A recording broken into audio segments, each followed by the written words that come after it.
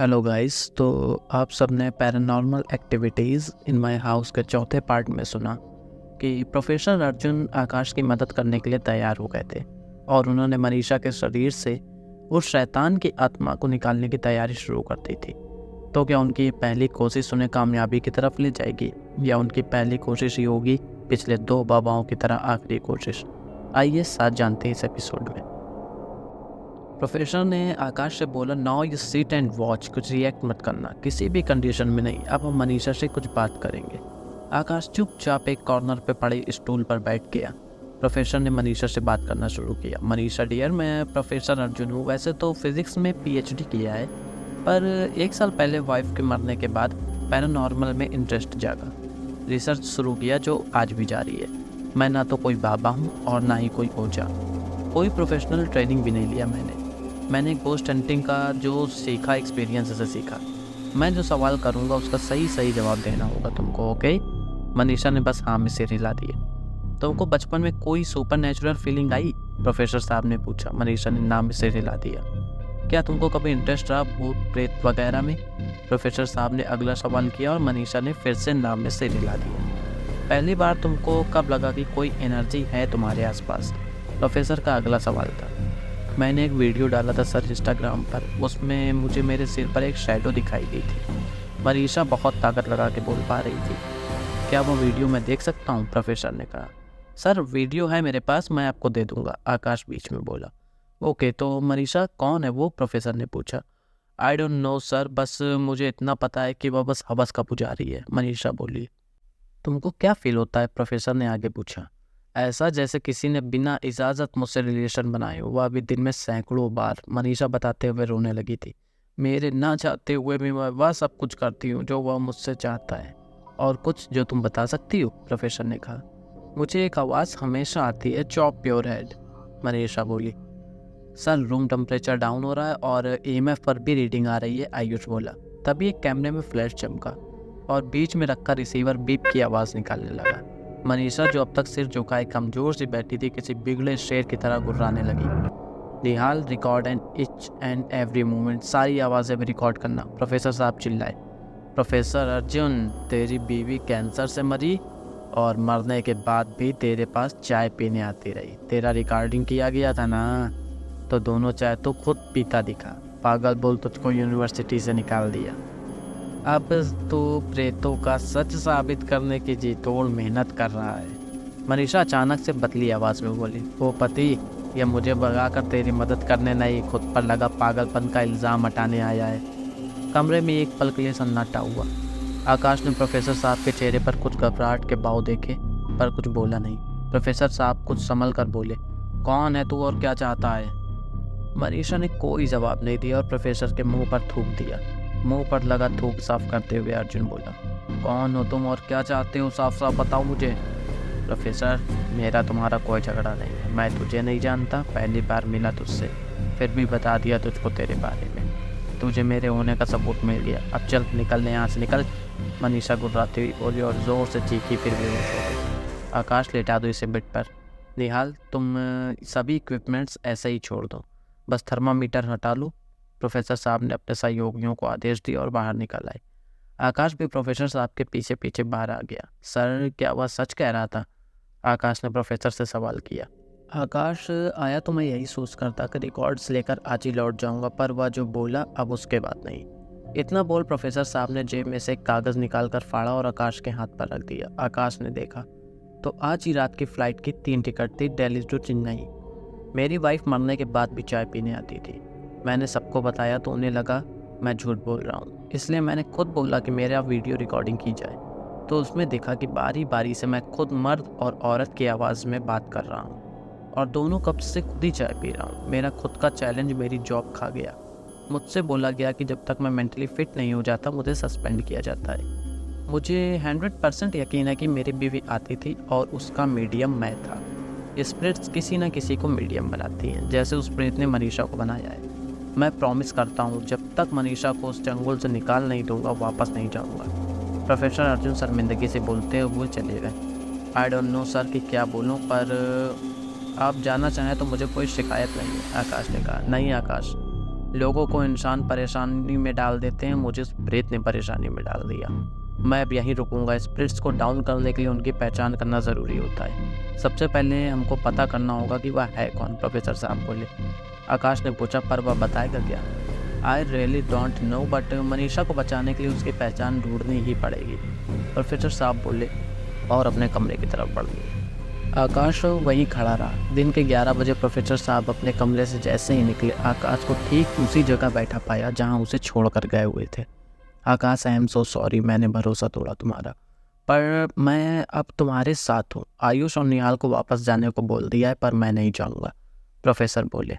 Sir, सब कुछ उस ऊपर वाले को सौंप चुका हूँ, या जो चाहेगा करेगा, आकाश ने कहा। मुझे मनीषा से और बात करना है, प्रोफेसर ने बोला। चलिए सर, फिर देरी कैसी, आकाश ने इतना बोला और दोनों मनीषा के कमरे की तरफ बढ़ लिए। मनीषा रजाई में लिपटी सो रही थी। आकाश उसने जगाने आगे बढ़ा ही था कि प्रोफेसर साहब ने टोक दिया, सोने दो अभी। वे बैठकर लैपटॉप पर कुछ जांच करने लगे। हेडफोन कान पर लगाए वे बड़े ध्यान से सुन रहे थे। फिर कुछ फाइल्स खोली और आकाश के साथ बाहर आ गए। आकाश, टेम्परेचर वेरिएशन बहुत ज़्यादा है रूम में।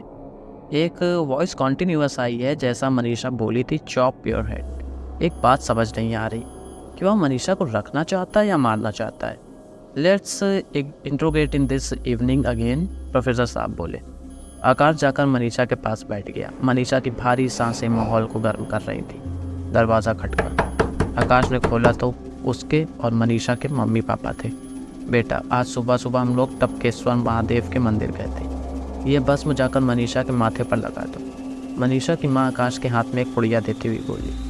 आकाश ने पुड़िया में से भस्म निकाली और मनीषा के माथे पर एक चुटकी भस्म रखी।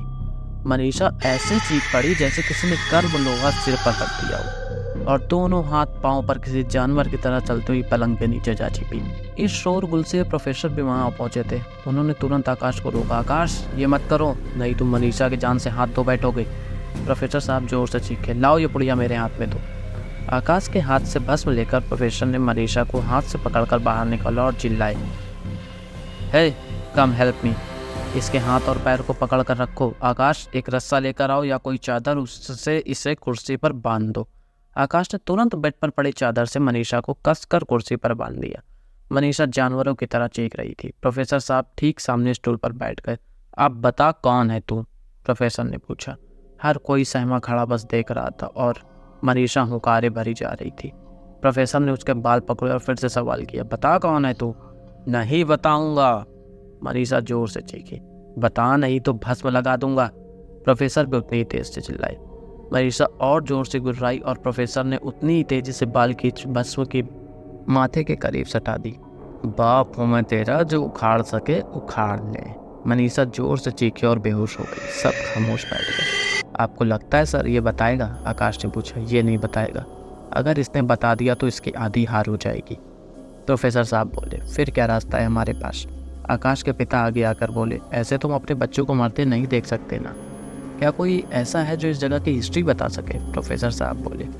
यहाँ तो सब वे लोग हैं जो डिपार्टमेंट में जॉब करते हैं और सब बाहर से हैं। हाँ, शायद कॉलोनी के बाहर रहने वाले कुछ लोग बता सके, आकाश बोला। चलो मेरे साथ, बाहर कुछ पूछताछ करके आते हैं, प्रोफेसर ने आकाश से बोला। आप चारों लोग यहीं बैठकर मनीषा को देखिए और भूल कर भी इसके हाथ पैर नहीं खोलिएगा, चाहे ये चिल्लाए, रोए या मन्नत करे। ये आपको इमोशनल ब्लैकमेल करेगी, मनीषा को जान से मारने की धमकी देगी, पर आपको बिल्कुल इसकी बात नहीं माननी, याद रखिएगा। घायल शेर ज़्यादा खूंखार होता है। प्रोफेसर ने मनीषा और आकाश के मम्मी पापा से कहा और आकाश के साथ होटल से बाहर आ गए। प्रोफेसर और आकाश ने बाहर मौजूद जनरल स्टोर में बैठे शख्स से बात शुरू की।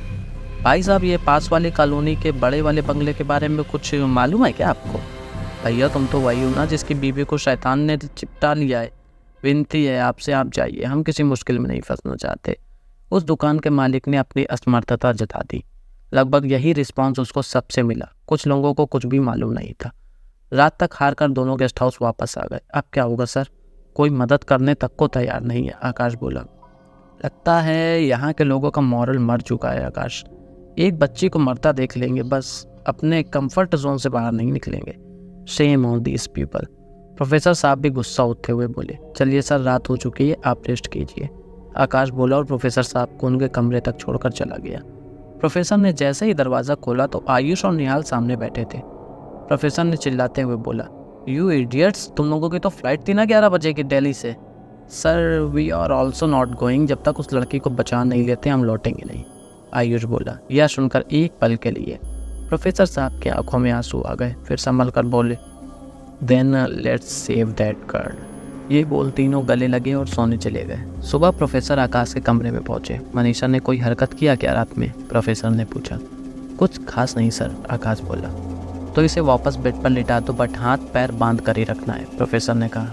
आज तुम यहीं रुकोगे, मैं अकेला जाकर पता करता हूँ इस जगह की हिस्ट्री। इतना बोल अर्जुन आयुष और निहाल के साथ अपनी इनोवा में बैठकर निकल गया।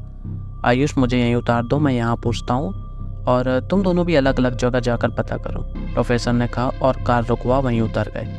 एक पान की दुकान पर एक सिगरेट खरीदी और झूठ मूठ की फूंक मारते हुए बोले, ये कॉलोनी बहुत पुरानी लगती है। कहाँ से आए हो सर? साउथ इंडिया से, दुकान पर खड़ा एक शख्स बोला। यस यस, चेन्नई से। बड़ी इंटरेस्टिंग लगती है ये कॉलोनी, काफ़ी पुरानी होगी, प्रोफेसर बोले। अरे बहुत पुरानी है सर, मेरे दादा के टाइम से है ये, एक और आदमी बोला। ग्रेट, तो कुछ हिस्ट्री पता है तुम्हें इसकी, प्रोफेसर ने अगला सवाल किया। उस आदमी ने बोला, अंग्रेज़ रहते थे और क्या इतिहास सर। मेरा मतलब इससे जुड़ी कोई कहानी, प्रोफेसर ने फिर पूछा। इतना सारा इतिहास पढ़ा होता तो आज आईएएस ना बन गए होते, वही शख्स फिर से बोला। हार कर प्रोफेसर आकर बढ़ गए और कई जगह पूछताछ कर कोई जानकारी नहीं मिली। कुछ ही देर में आयुष और निहाल भी लौट आए। कुछ पता चला, प्रोफेसर ने पूछा। नहीं सर, कुछ पता नहीं चला, आयुष बोला। हार कर तीनों वापस लौट आए। तुम दोनों चलो, मैं ज़रा वॉक करके आता हूँ। प्रोफेसर साहब कॉलोनी में पहुँचे और दोनों हाथ पीछे बांधे अकेले ही निकल गए। वे बड़े गौर से सारे घरों को देखते हुए आगे बढ़ रहे थे। कॉलोनी के पिछले हिस्से में एक खाली जंगल सा मौजूद था, तो टहलते हुए प्रोफेसर साहब ने उस जंगल में गए। घूमते हुए अचानक उनका पैर एक चीज़ से टकराया और लड़खड़ा कर प्रोफेसर साहब जमीन पर गिर गए। एक पुराना शिलालेख उनके सामने ज़मीन पर मौजूद था, जिस पर लिखा था, this land belong to the holy church, no other person can enter in this area, और सन लिखा था 1910। प्रोफेसर साहब तेजी से उठे और आकाश के कमरे की तरफ भागे। दरवाजे पर पहुंचकर जोर जोर से खटखटाया।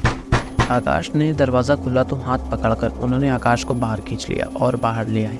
क्या हुआ सर, इतने बेचैन क्यों हो? कुछ पता लगा क्या? आकाश ने बोला। प्रोफेसर साहब बिना कुछ बोले आकाश को उस पत्थर के पास लेकर गए और रुमाल से साफ करके आकाश से बोले, ये देखो, यह चर्च की ज़मीन थी। लगता है हमारे हाथ पहला सुराग लग गया है। आकाश कुछ तो था, पर खामोश खड़ा उस शिलालेख को ही देख रहा था। कल यहाँ की सबसे पुरानी चर्च में चलकर बात करते हैं, शायद अब हम मनीषा को बचा पाएंगे, प्रोफेसर साहब बोले और आकाश ने बस हाँ में सिर हिला दिया। तो क्या आकाश और प्रोफेसर अर्जुन को सच में उस शैतान से बचने का तरीका मिल गया है, या ये सब कुछ बस उन दोनों के मन का एक भ्रम है? जानते हैं अगले एपिसोड में। और हमारे आने वाले एपिसोड्स के लिए हमारे चैनल को सब्सक्राइब करना बिल्कुल भी ना भूलें, क्योंकि ये कहानी अब एक बहुत ही रोमांचक मोड़ लेने वाली है। इसलिए हमारे साथ जुड़े रहिए और सुनते रहिए पैरानॉर्मल एक्टिविटीज़।